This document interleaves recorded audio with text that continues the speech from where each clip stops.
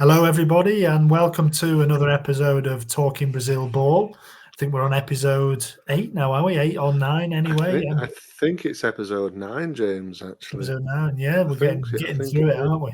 Yeah, we definitely are. Well, its season starts soon, but anyway, go on. What were you saying? Well, yeah, I got caught up trying to work out which episode we're on. Welcome everybody again back to another episode. I'm your host, James Brook, and I'm here as ever with my twin brother and co-host, George. How are you doing, George? What have you been up to? Yeah, hiya, James. How are you? And I know we spoke about Easter, didn't we, on the last pod? I don't know if you got any eggs, did you, in the end? Obviously, Easter's over now. Oh, actually, I did. Yeah, I did Ah, strand a little one, just one of those little ones with the buttons inside, 199, well. something like that. Because I thought about getting one of the bigger ones, but the bigger ones are basically, it is just packaging, and I don't think you get much more, and it just ends up being a big box basically. And you know what they've done these days? There's a Snickers one which I was looking at, and the box is completely. You can't see anything that's in the box. It's usually you can see the egg and you can see the bars, so you know what you're getting. Now you can't even see the size of the egg, so they've blanked out the whole box. It's just a scam. So I did have a little one anyway. What did you have one, or what did you get up to over the Easter Well, weekend? I say welcome back to talking Easter eggs. Yeah, no, I didn't have any actually. No, not Oh, much. Watched a lot of football. Obviously, Leeds getting deeper into the season now. 6 to go. We're in the automatics, so plenty of football watched. And just relaxing. And what about yourself? Anything to shout about? nothing at all really. Just trying to get into the footy. Title races on for Liverpool, so Yeah. been working and covering that, which looks set to go to the wire really. So that's going to be interesting to keep an eye on. But in amongst all of that, we are going to have to contend with the start of the Brazilian season.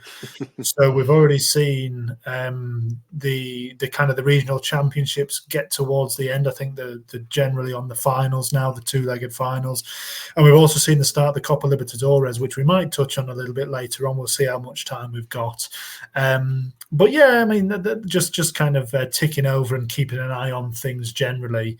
But today, just to get into what we're covering today before we get off on a tangent and talk about more Easter eggs, we've got anybody who listened last week. We'll thank you for listening. You'll know that we did our first 2024 Serie A preview, where we looked at the title contenders and the 4 teams who we expect will be, or the 4 teams who came in the top 4 last year, wasn't it, of the Brasileirão?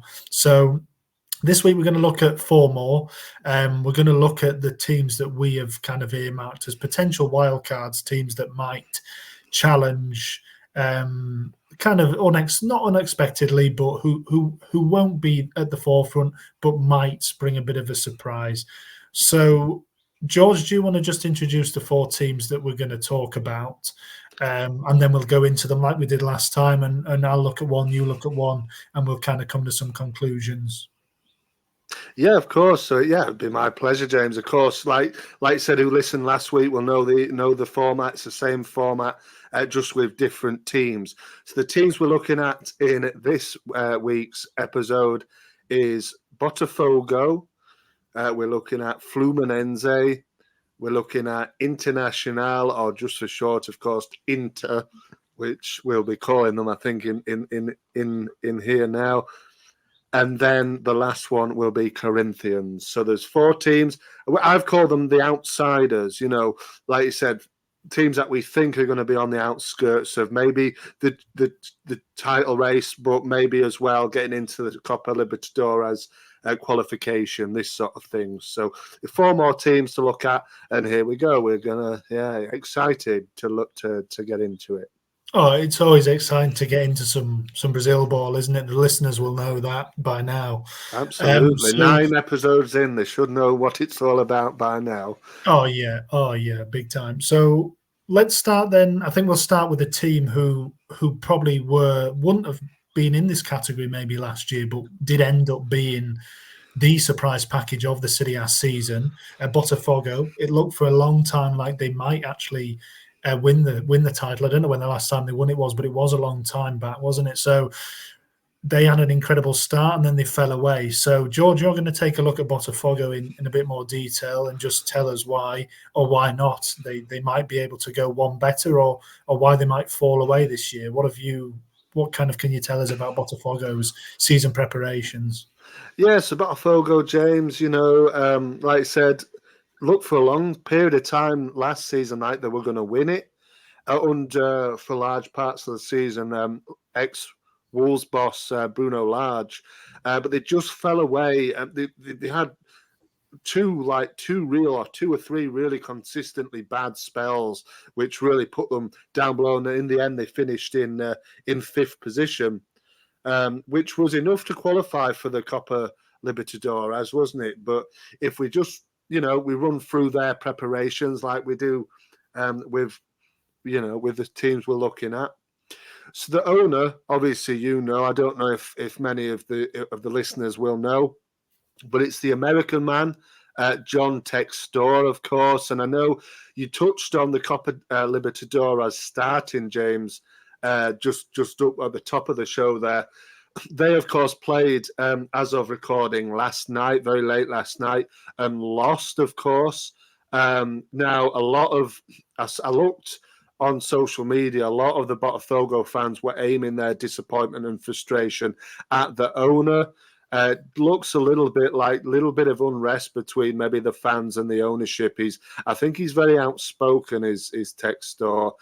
We've seen him, didn't we, last season, having a bit of a rant after a crucial match with, was it Palmeiras? I think it was Palmeiras, wasn't it? They lost it late, hadn't they? And they blew a lead. And he was complaining. A lot of the fans were saying in these comments below a social media post about the game last night, Textor will be complaining that the team they were playing, was it Juniors, they played last night. They were saying, he'll be complaining that they were playing a youth side or something like that, and this sort of the other. They're not very happy, I don't think, the fans at Textor's ownership, really. And but that's who he owns. Of course, he owns Leon as well, and it's a bit of a topic of debate, James, as well, between a key signing that I want to touch on now, which is, of course, Luis Enrique. Not to be confused with Luis Enrique, who is, of course, the PSG manager. But he, of course, looks set to be going to Lyon in the summer. Bit of a strange transfer because he's signed for Botafogo from Real Betis to start the season with Botafogo, but it looks as though he's set to join Lyon, a club, like I said, owned by Textor, in the summer. So I've picked him out as a key signing. Might make a little bit of a difference and get them on the right road for starters. But also, I would like to look at a man they've signed from America, actually, Venezuelan, from Salt Lake. Jefferson Severino, I think he's 27-year-old. He started the season very well, or the pre-season, 12. I think he's got 3 goals and 2 assists so far. Started in the defeat last night in the Libertadores, so he looks like he might be a little bit of a find. Plays on the right wing, but overall they signed 10 players. 14 players went out, so they sort of balanced it a little bit there. And we come to some breaking news almost, James, hot off the press news, which I don't think has actually broken yet. I don't think as of recording. I don't think it's been officially sealed. I don't know if you know, but the manager, Arthur Jorge, 52-year-old Portuguese manager from Braga, he's about to sign. I don't know if you've seen any more news on that, because you were the one that told me about it, to be fair. Well, I think all I saw was I think Braga have already announced that he's gone. He's left. Obviously, their season's still ongoing. And I think the fee was about €2 million. So it's kind of in terms of a managerial appointment, it's incredibly... I mean, like you say, Textor's been spending the money with Enrique. And And this is another big move, really. I mean, even in the Premier League and in Europe, you don't often see really potentially big fees going for managers. I think the record is about 20 million. So it's in that kind of terms, it's a biggish move from Botafogo. And like I say, I think Braga have officially announced it, but it doesn't seem as though it's been officially announced on the other end. But I think it seems, to all intents and purposes, to be a done deal, basically. But yeah, I was going to ask you didn't, because usually we start with the manager and look at the manager, but obviously they haven't got a manager. What has happened with the managerial situation? Like, did the manager recently get sacked, or who was kind of in there? Yeah, I mean the manager basically, James, was there from November. He was not there long. The previous manager, he was there from November last year to February this year. So they sacked him in February. Thiago Nunes, he was called. I think he was he's Brazilian man. But they've had a real farce with managers, James, over last season in particular, really, from what I could see. Obviously, Jorge's coming in now. He was potentially, I read, he was at the game last night. So it'll be, like you said, it is basically done. But they went through 4 managers last season. Obviously, we touched on Bruno Lage. But I don't know if you remember this man, Claudio Casepa. No, I don't think so. I thought you would do, to be fair. Used to play in the Premier League for a short time. He's not the Leon guy. Yeah. Oh, yeah. yes, Brazilian defender, yeah. Of course. Played for Newcastle for a short time. I think he got relegated with Newcastle, actually. Yeah, of course I remember him. I remember him on the old FIFAs, basically, yeah. He was at Leon for a long time. I think he was the captain, wasn't he? I think he was. Yeah, I think he was I think he was there for some years. But yeah, he was just briefly at Newcastle. I think, like I said, I think he was part of that relegation team. Yeah. But he was interim manager for just over 2 weeks. And he oversaw 4 games. He won all of them. He actually won. He won all of the games 3-0. Sorry, 2-0. But then 3 in the league. He won 1 in the cup. But then he took a roll up at Belgium with RWD Molenbeek. So I don't think he's still there. But that was sort of. I think that was sort of mid-season, maybe. I'm not certain, but like I said, they went through a load of managers. 4 in all last season. It was a real merry-go-round, and that's probably what went to them being such a mess towards the end of it. There was no cohesion, the ideas were all different from different people, and they just couldn't probably get it right, and that's probably how it went. Because for large parts, they were doing well on top of the league, but that's the way. And if out of curiosity, James, I don't know if you'd like to know about Jorge's last game at Braga. I mean, they won on Monday. He went out with a bang. They won 5-3. I can't remember who they were playing now, but they had a bloke who plays for Bayern Munich on loan at Bayern Munich. Fuck you or something. What? Excuse me. I think he was called Japanese guy. That was his name. Yeah, Japanese guy. No, he's Japanese bloke, young lad. He's on loan from Bayern Munich at this team, and he's called like I said, he's called Fuck you. Okay. And well, he scored it against Braga in the last game of. Very good. Well, look, we're getting off topic here, so let's steer it back. So, tell us about Botafogo. Who's the key player? What's the squad like, and what kind of chances do they have this year? Yeah, so the key players, from what I've seen, James. Well, the one that I would like to talk about, to be fair, is Francisco das Chagas Soares dos Santos, or Tiquino Soares for short. 33-year-old Brazilian, signed for Botafogo in August 2022. 17 goals in Serie A last season. So I think he's like a forward player, isn't he? So to me, he's the key player. There's Junior Santos as well, 29-year-old winger.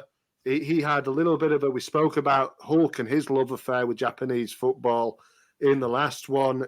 He seems to have the same 3 clubs in Japan he's played for before going to Fortaleza and then going on to Botafogo. So 29-year-old, scoring quite a lot of goals. To be fair, I think he's got something like 17 goals last season. He got, or this season, he started on fire. I think he's doing well in the. He scored a lot of goals in the Libertadores qualifiers. I think. Yeah. I think he's scored something like 12 goals. I think altogether so far this time. So he's doing really well. Obviously, I spoke about Luis Enrique, but looks like he's, like I said, on his way to Lyon in the summer. But then if we look at ones to kind of watch, young players to watch. Now, you sent me this fella, clips of this fella last week, I think, but I couldn't get that much information on him. So you might have to take the lead on this one, James. But Yarlan Faustino Augusto, who's 18, he's a Brazilian forward player. But do you know much more about him, or? No, not at all. I just saw that I think he scored in the Carioca, did he? No, sorry, the Carioca. I think he scored in the Carioca. So he's just a young player, I think, one to keep an eye on that might be potentially, one to break through. Yeah, there was a couple of nice goals, weren't there? So, but also, there's quite a few youngish players in the Botafogo squad, to be fair. I think it is a relatively sort of young squad. But there's a fella in there, Mateus Nascimento, who's a 20-year-old Brazilian striker, 1 goal in 5 appearances last season. He's a Brazilian under-20 international. So look out for him, James. He might be one to look out for as well in the Botafogo squad, and we'll watch out and see how he gets on. But they seem to have signed quite a few, and they seem to have dipped into the American market, not necessarily obviously not American players, but they seem to have shopped a bit in the MLS. There was another lad who's come from Inter Miami as well, who's Brazilian, but he was playing for Inter Miami centre midfield player, and so they brought in a few from the MLS. So it'd be interesting to see how they do.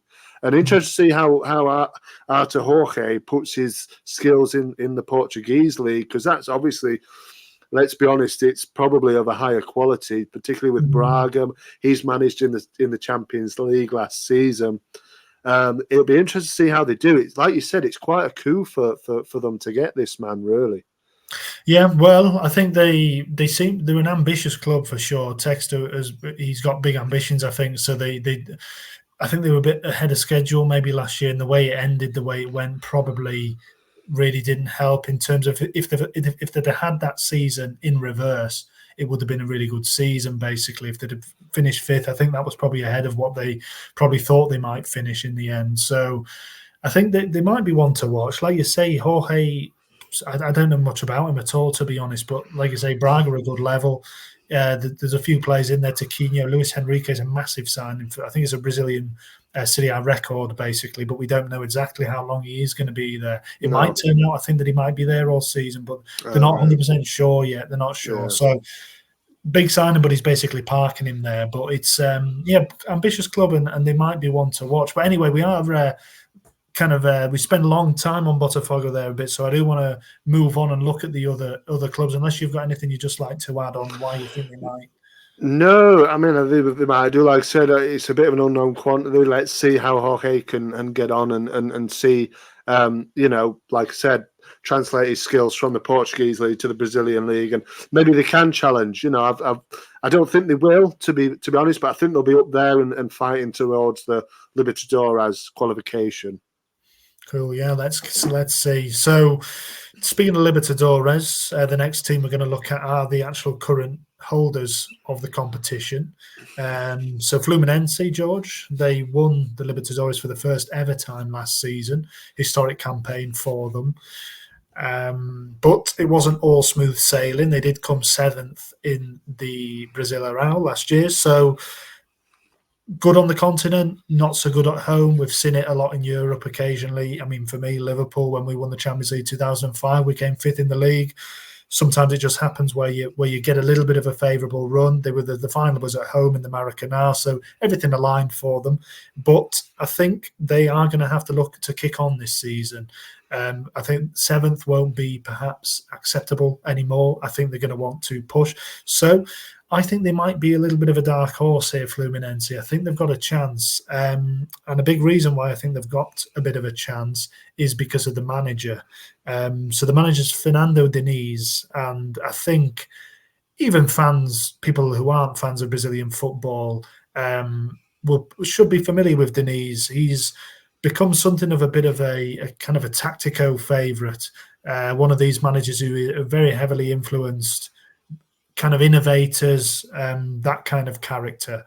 And he's also, reason why he'll be familiar to an international audience, or he should be, is because he was Brazil manager for part of last year for about 6 months, from the summer up to, I think, the start of this year until January. So Brazil have been in a poor place internationally. It's been, I think 2023 was actually their worst ever year statistically. And obviously Diniz contributed to that. But it was a big chance for him to take the national team job, as well as being the manager at Fluminense. And anybody who's played Football Manager will know that, and try to do the international job at the same time as the club team. It takes all your time up, and you can't necessarily give your best to both jobs. So I think in the end that maybe is what happened. He played 5 games with Brazil, won 2, lost 2, drew 1. So it wasn't a good record for Brazil. But now he can focus purely on Fluminense, and I think he is potentially the best manager in the league, to be honest. He's been around a long time, actually 15 years or so. He's managed around a few different clubs. I think Vasco da Gama he's been at. I think he was at Santos possibly. He's been around a bit. As a player, he played for all the top teams really without making too much of an impact. I think he played for Palmeiras, he played for Corinthians, he played for Fluminense as a player. He played for Flamengo as well. I think he played for Santos possibly, or maybe Sao Paulo. He's been around. So he's very, very experienced both as a player and a manager, knows the league inside out, and he's now had a bit of success. And I feel like this is the year that if they are going to kick on and he's going to break into that top tier, it's going to be this year, basically. So, yeah, I think a part of the reason that they can challenge is really because of Diniz. They haven't really done too much in the transfer market. I'm not really sure. I mean, like you said about Botafogo fans being a bit disappointed with their club, it's hard to gauge a little bit from where we are, the temperature of the fan base. But they've they brought in a couple of really high-profile players, actually, but I don't know how helpful they might be in terms of improving the squad. We were looking, weren't we, at Marquinhos, the youngster from Arsenal, on loan from Arsenal, who got a goal, I think, for them yesterday in the Copa Libertadores. That's right, yeah. They weren't able to start their defence of the title with a win, which is a bit of a shame. I think they drew to Alianza Lima, so it was not a great result. But away from home in Peru, it's not the easiest place to go. But yeah, Marquinhos has come in on loan. He has experience of Serie A before. He came through at Sao Paulo as a very young player. He's only 20, so he could be a bit of a spark for them. And they've also, on the other end of the scale, brought in 2 very experienced players who should be well known to European fans, actually, especially those who play Football Manager. Renato Augusto has come in from Corinthians on a free transfer, and he's 36 now, but he was a brilliant player on Football Manager. You get those players sometimes who won't be amazing in real life, but will somehow stand out. And I had Renato Augusto, I think, at Leverkusen, and he was absolutely brilliant for a time. So he's a name I always remember, and he's joined Fluminense. Very, very experienced. So he was a big player, I think, for Corinthians last year, and it's a good move for him, really. The team slightly further up the table, so he'll be important. And also they've brought in Douglas Costa, who has been, I think he was in the MLS, wasn't he? I think he was at LA Galaxy, but he's obviously had a long career in Europe, successful with the national team. So, viewers of listeners of a certain age won't need reminding about Douglas Costa. He's one of the most dangerous wingers in Europe for a time, for Juventus and Bayern. So he's come in. I think he's probably slightly over the hill, even though I think he's only 33. He's probably a bit further on than some of the older players even. I don't think he's going to be that impactful, but you never know. It's a big name anyway to bring in. So, yeah, I don't know if you have any thoughts on those transfers, George, or Denise, and how you view his kind of status at the moment. Yeah, I mean, I'm not really. I mean, I'm not too sure of Denise, really, James. Too familiar. Like you said, I'm familiar with him being the Brazilian manager last season. Obviously, Fluminense at the same time. But like you said, one of the more established managers maybe in this league in terms of experience. But I like the business that they've done. Those two lads you mentioned there. Costa, for me in particular, he was playing for LA Galaxy, like you said. I remember him playing for Munich and Juventus, and he was really good. So I'm quite excited to see how he gets on. In particular, that I like as well. Like you said, Marquinhos, a little bit of Premier League experience, hasn't he? Just a little bit. He also played in the Championship as well, didn't he? So he's got experience of English football. No bearing on his experience in Brazil, but like you said, he has played for Sao Paulo as well, so that'll stand in good stead. I like John Arias, the Colombian man who was linked. Keep an eye on him because he was linked with the Premier League, with the Premier League moves in the summer as well as and in January as well, I think. So you just keep an eye on him. Colombian international, 26-year-old right winger. So yeah, I like this. I like the makeup of the squad. To be honest with you, James, I think they're looking good. They're looking good.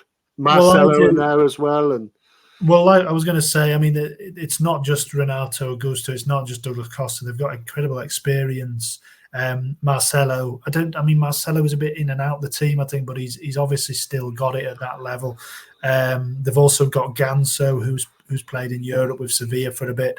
I think between them, Marcelo, they've got Felipe Melo as well, of course. Felipe Melo, yeah. I mean, he's well old now in terms of football players. Well, I think he's in his 40s even now. I think he's 40. He's 40, Felipe Melo, yeah. So I think between them, they've got about 150 caps in the squad, something like that, maybe even more. They've also got Germán Cano, who's an Argentinian striker, incredibly experienced, and a really, really important player for them. I think he was probably the top scorer last year, got a goal in the Libertadores final. So he's going to be big again for them this year. But for me, I'm going to pick out the key player, and it's got to be Andre Trindade. Not really sure how he's still at Fluminense, to be honest. I think that the expectation was that he would be on his way to Europe in the winter. But it didn't happen in the end. I mean, obviously with Liverpool, there's a bit of flirtation in the summer. I think he even had an offer on the table from Liverpool, and between Fluminense and between Andre himself, they decided to turn it down and focus on the Libertadores, which ultimately was successful, but it did cost him his move to Europe, and he's still there. I think the only caveat to this would be I think he'd probably be expected to move on in the summer, so I don't think he'll see out the season with Fluminense, but you never know. He might well do. He's a youth product there. Obviously, the club's very important to him. But I think he's one of the best midfielders and probably actually one of the best players in the whole division.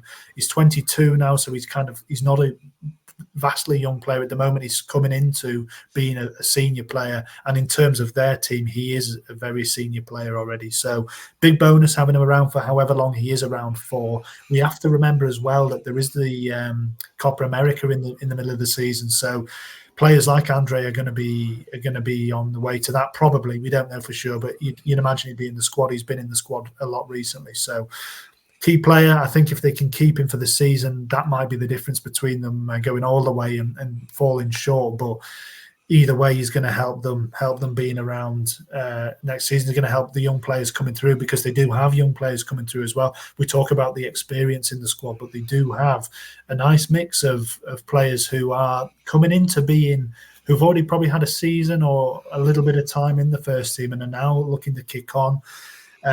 Players like Alexander Gomez, another midfielder, looks a really nice dribbler, good silky kind of midfielder, can also play left back. I think he's already established himself and looks like he could kick on again this season. John Kennedy, of course, who got the winner in the Libertadores final. I think he's had some kind of personal problems. There's been some issues, I think. I'm not 100% clear on that, but he's a proper player. You know, he's got everything to be a top striker. He's only 21. He could kick on. He could be a big difference maker. Another young player in midfield, Felipe Andrade, looks like being potentially someone who can kick on this season as well. But the one I'm going to pick out as the one to watch for Fluminense is a chap called Isaac Rodriguez de Lima, or just Isaac for short. 19-year-old forward. He's kind of burst onto the scene this year in the Carioca, 2 goals in 6 games. So he looks like one who could be a breakout star. I think there's high hopes for him.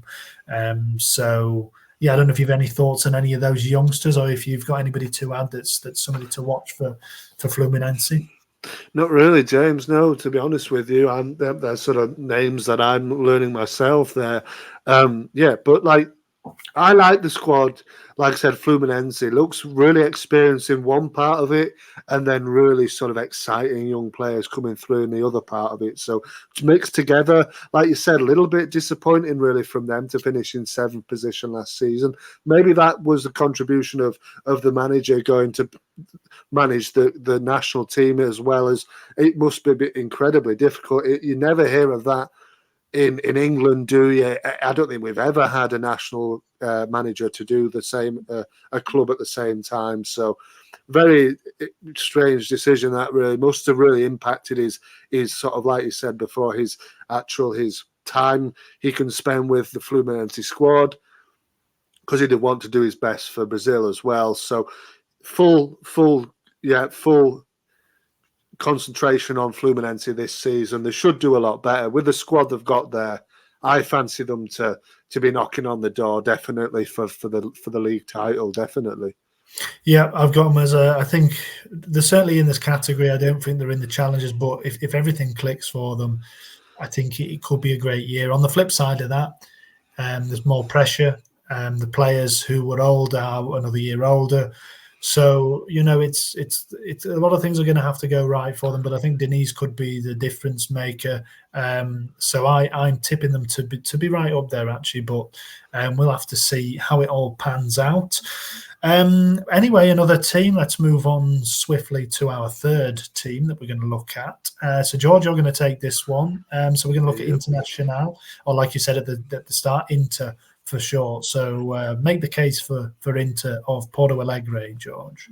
Yeah, well, that's it, James, isn't it? Inter, I thought maybe it's easier, obviously, to say than Internationale all the time. So Inter finished 9th last season, obviously, like I said, from Porto Alegre. But they have had past success in a way, finished runners-up in 2022. And then they finished in runners-up as well in 2020. So only a point off Flamengo as well in 2020. So they're very, very close. In the other season, they finished second. They were quite a way off Palmeiras, who eventually won at 8 points off the top. So 9th was a little bit of a drop-off, but it's still a very, very, it's a team that can challenge, I think, in my opinion, definitely to the Copa Libertadores positions, maybe not to the title, but they have got a good quality side, in their midst, really. The manager, Eduardo Coudet, is a 49-year-old He's an Argentinian man. He's been there. I am sure of that. I think he's had a couple of spells at Inter as Coudet, but I don't know for sure, to be fair. But he's been there in this stint since July of last year, so last summer. So he hasn't been there too long. Yeah, he has been in there. First was in 2019, but he was just for a short time. He went to manage Celta Vigo, and he was there for 2 years, I think, in November 2020. From November 2020 to November 2022, in La Liga in Spain with Celta Vigo. He was also Galo manager up until last summer, where he was replaced by, of course, Luis Felipe Scolari. So he's got he's a decent coach. He knows the league. So he'll get his players going. But I think there are a couple of players as well that have followed him to Brazil. from Celta Vigo as well. So it'll be interesting to see how they get on. And it's a stat that, James, I think I've shared with you that I would like to share with the listeners as well. Well, now I suppose. So there's only, from what I could see, there's 8 European players playing in Serie A at the moment. Now, Inter have got 2 who are born in Europe. Only four of them are actually European. The other 4 are like Brazilian European. But like I said, Inter have 2 of those 4 players, and one of them is a chap named Hugo Malo, and he joined. He spent all of his career at Celta Vigo, and then when Coudet went to Inter, he followed him, and he played last season there. They signed him last season, so he's played one season there, just 9 appearances, but he's followed Coudet to Brazil, the Spanish man. The other one is a man that I want to get into because he is my key man in this list. It is Wanderson. Wanderson is 29-year-old Belgian. So, but his parents, I think, definitely his dad is Brazilian. So his dad is a former player as well. Wamberton is his dad. Sorry, Wamberto. And Wamberto is his name. That's his dad's name. Is Wanderson's dad is Wamberto. And he was playing in Liège in Belgium basically when Wanderson was born. Wanderson Michel Sosa Campos is his full name. But he's a key player for me. He, like I said, he's the other European player that they've got. Interesting to see the European players in Brazilian football. But like I said, he's Brazilian, really, isn't he? But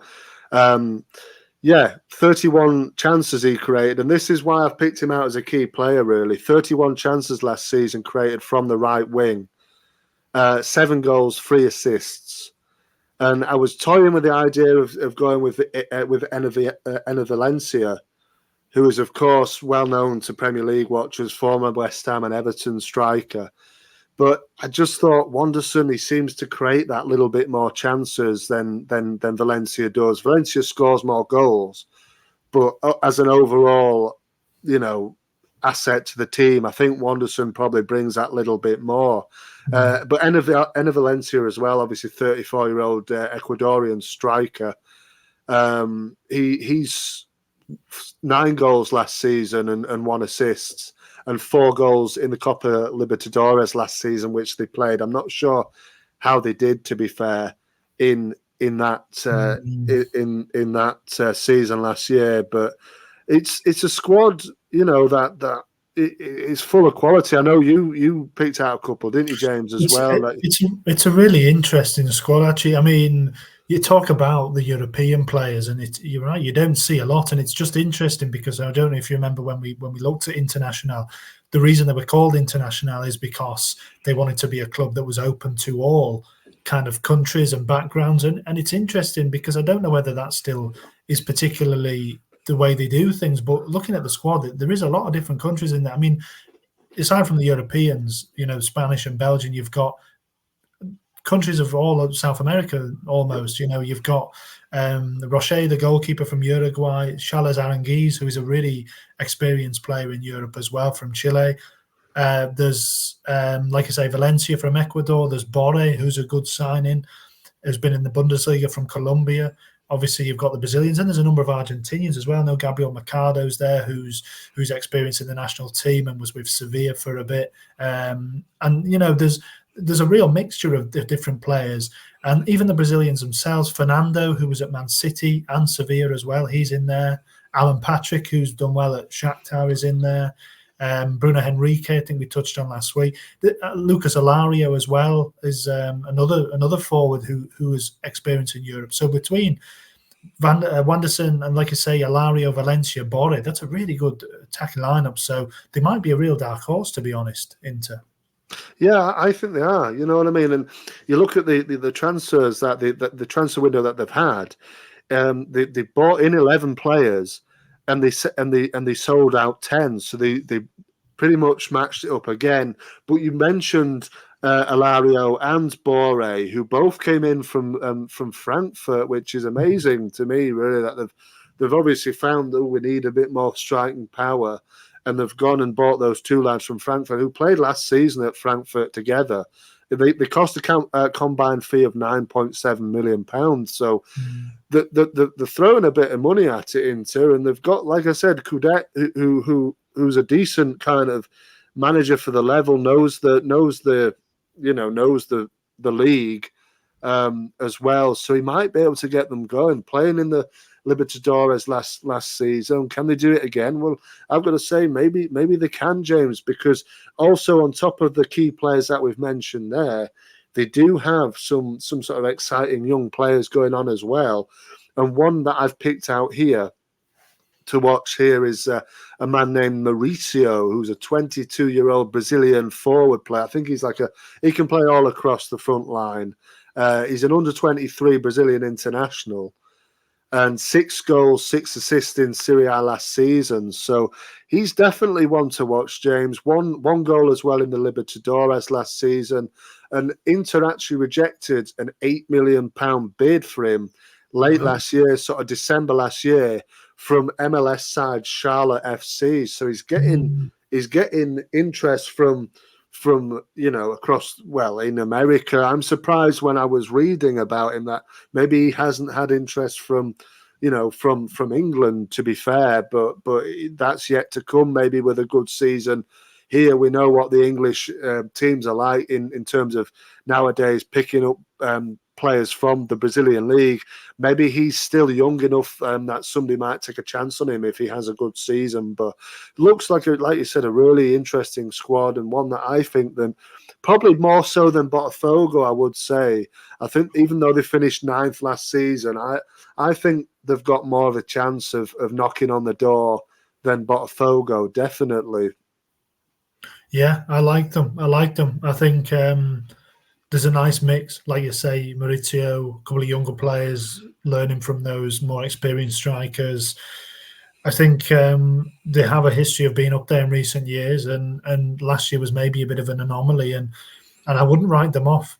Absolutely, I wouldn't write them off. They're not in the. Are they in the Libertadores this year? I think they're in the Sudamericana. I think they probably are. If they finish 9th, I think they should be. I don't know. I'll just have a look. I don't think.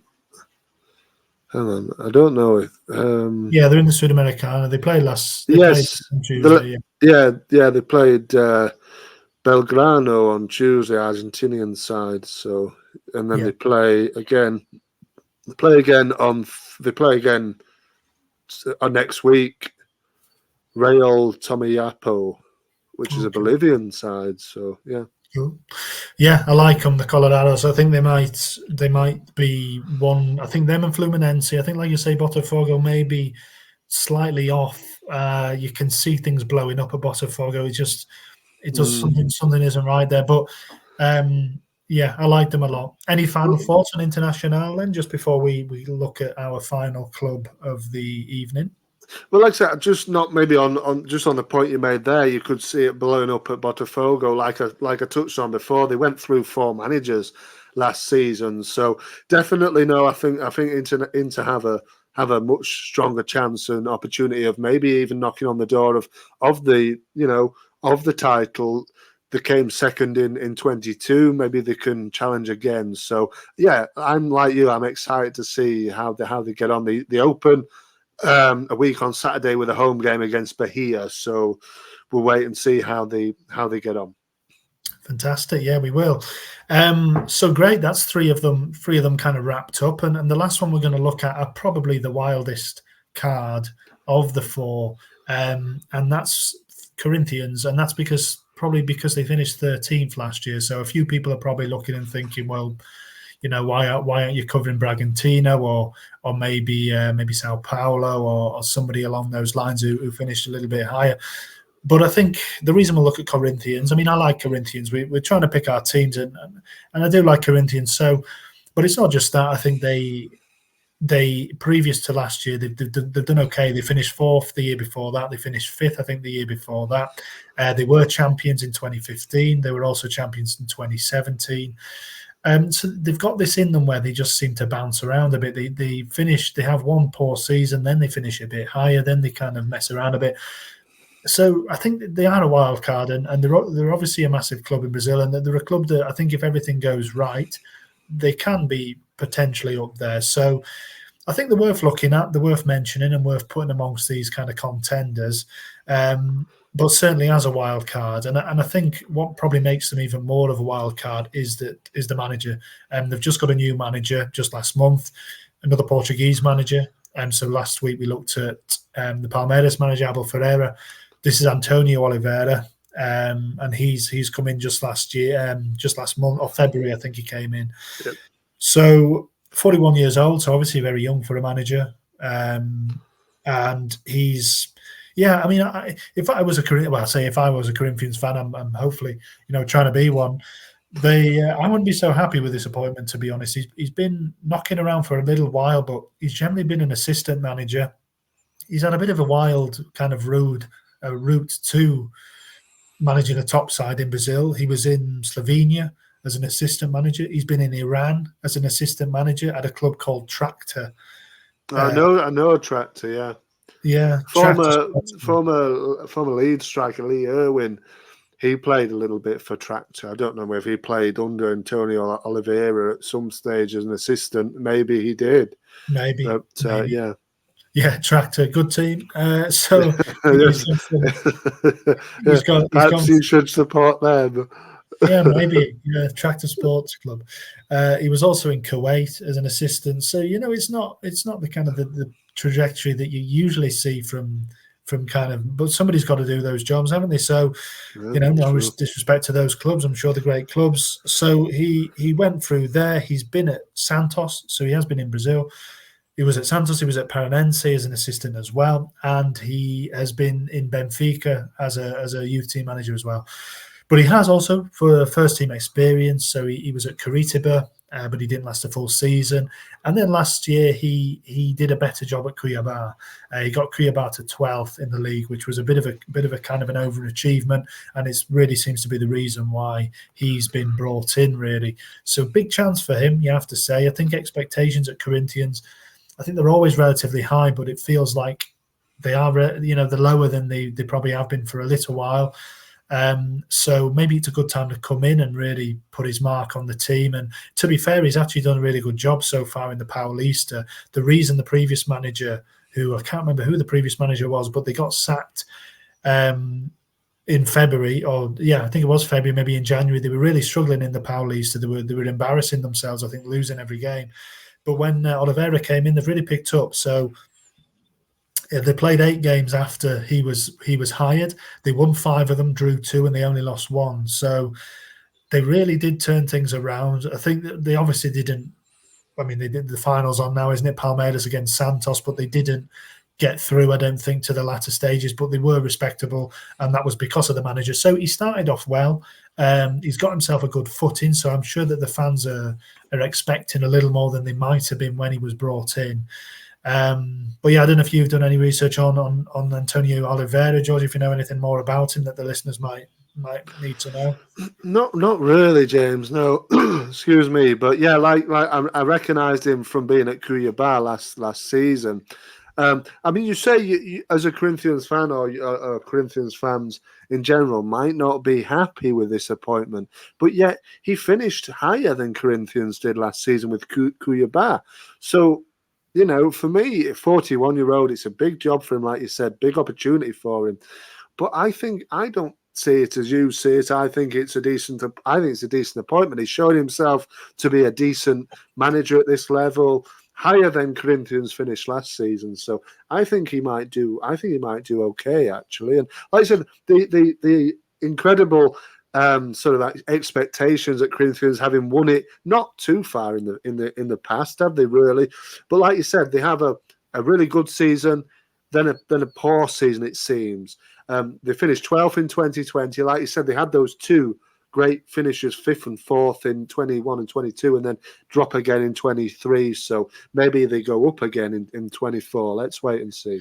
Well, that's what I'm thinking. I mean, look, I mean, I can only put things in Liverpool terms, which I know the listeners are probably sick of, but in my opinion, this appointment reminds me a little of when Liverpool took on Brendan Rodgers in 2020. When was it? 2012, I think it was. Brendan Rodgers arrived at Liverpool because he was at Swansea, similar age to Oliveira. I think he was even a bit younger when he came in Liverpool. Swansea had been, I don't know if they finished above Liverpool. I don't think they did, but they were always playing better football than Liverpool and play. You know, people were happy. People at Liverpool weren't happy. Swansea were a team on the up. Liverpool were a giant struggling in kind of 7th and 8th. And I feel like it's a similar appointment. And to me at the time, I wasn't enthusiastic about Rodgers. I know some people were, but in the end, it didn't really work out. He had a season where he almost took us to the league. That was because of Luis Suarez.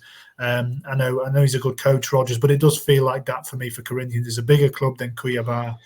Okay, they finished ahead of them last year, but that doesn't necessarily mean anything really when you translate the expectation and everything onto a big club. We'll see. I mean, the jury's out. He started well. We can only get behind him and see if he can turn it around. He's not really had much backing in the transfer market. It doesn't look like. Other teams have been splashing the cash.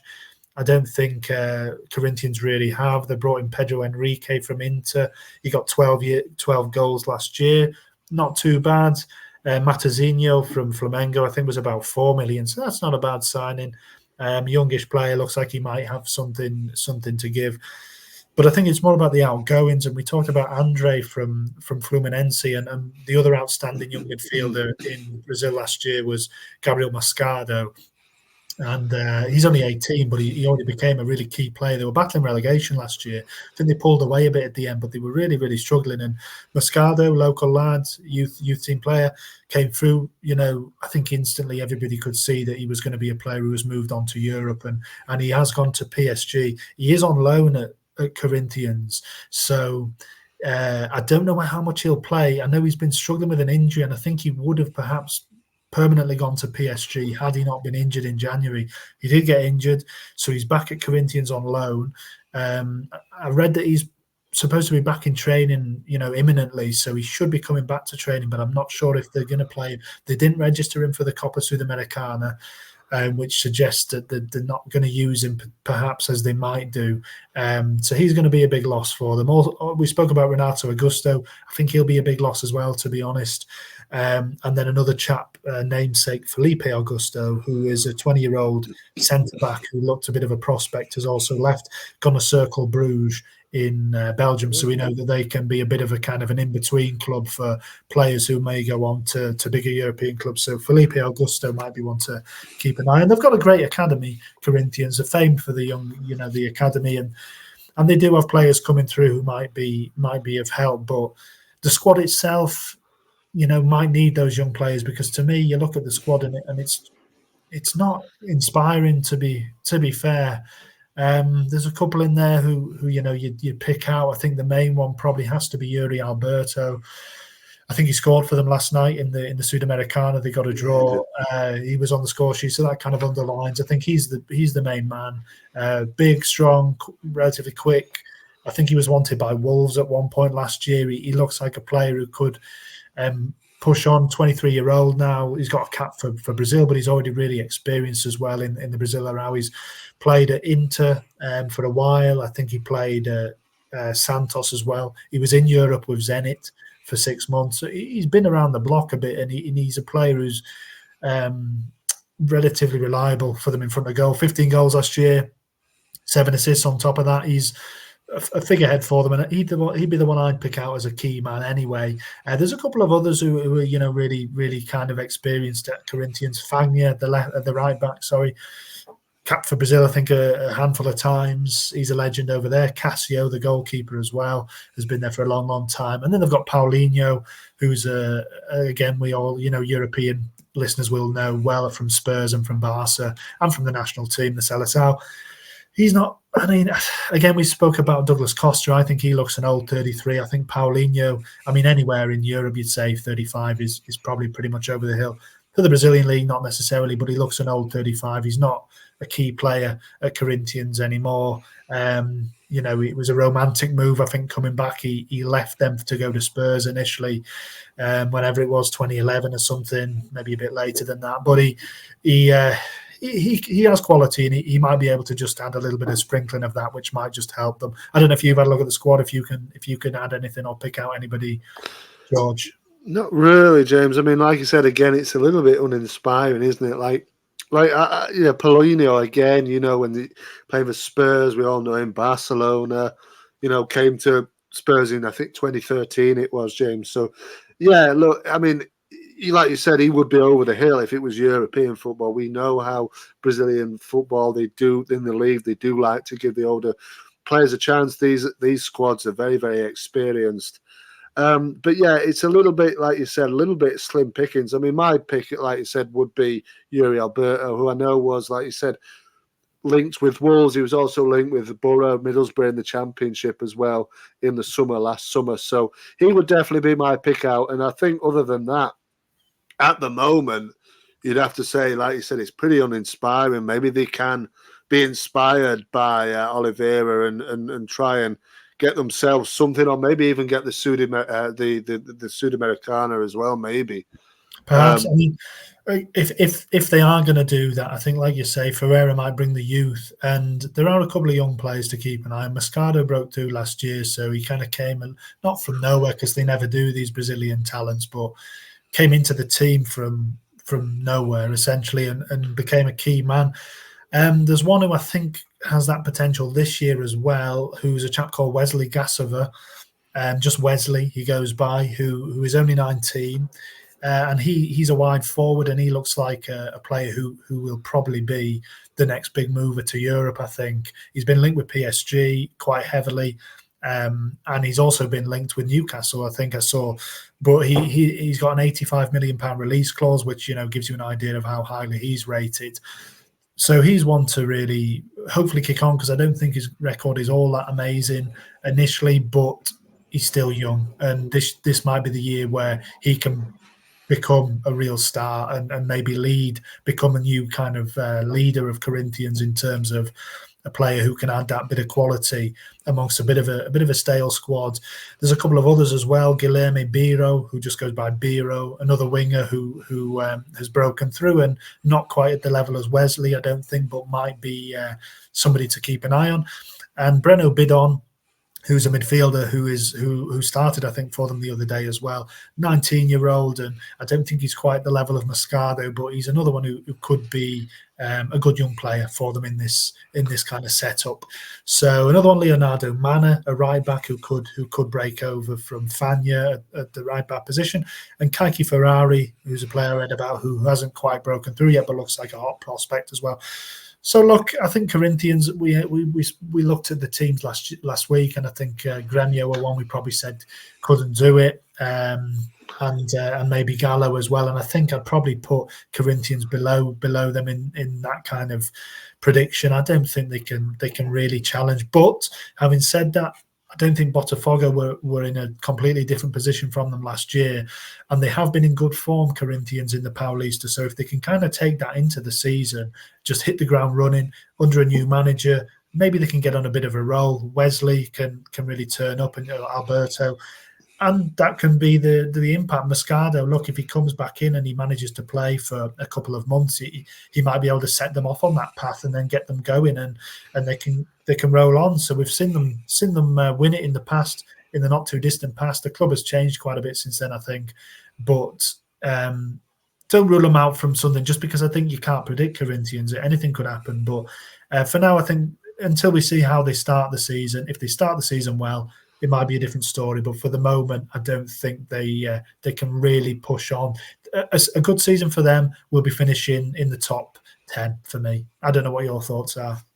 Well, yeah, it's got to be, hasn't it? But like you said, one bad season, one good season. Maybe this is a good season. Like you said, maybe it might all click, and they might get a good season off Wesley, and they might have a couple more that have come through that start to, shine and rise them up the table. But maybe the Sudamericana as well might be a little bit of a distraction for them, and that might be good. They might go for that, and we'll see how they, like you said, we'll see how they start playing, James, a week on Saturday. It's a big game for me and you, isn't it? It's a new rivalry going on late on Saturday, a week on Saturday night. Corinthians at home to Garlo, so to kick off the season. They've got quite a relatively sort of tame start to the season a little bit. They've got Juventud the following week, and then Red Bull Bragantino. So a little bit of an easier in, maybe a little bit possibly, but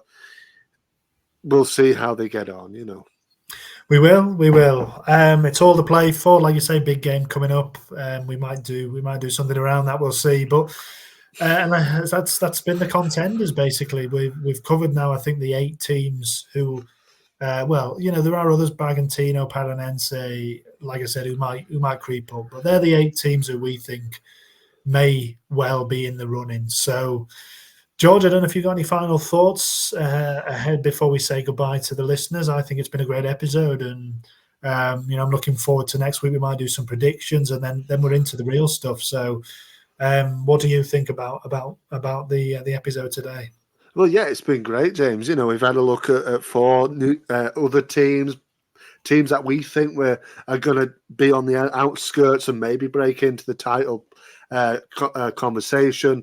And yeah, we like you said, we're going to have maybe there's a week in between the season now starting. So I think, like you said, we're talking about maybe doing like a prediction show, we look at the opening day fixtures and just go through them and maybe predict what our thoughts on the games itself. This might be a nice idea for the listeners to see, but I'm sure we'll have a conversation about it. But yeah, look, I think of the 4 there, I think we've probably got Fluminense, who are going to be properly knocking on the door for the title. I think the other 3 will be definitely outsiders. And I've got to say, out the 4, I think Botafogo will be the ones that fail and finish the bottom of those 4 teams, if I'm being honest.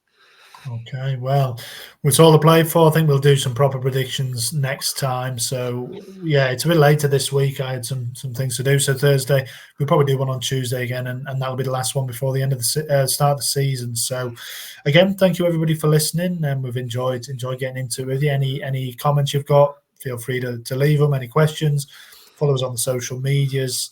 And yeah, what do we say, George, at the end of every episode? We say adios.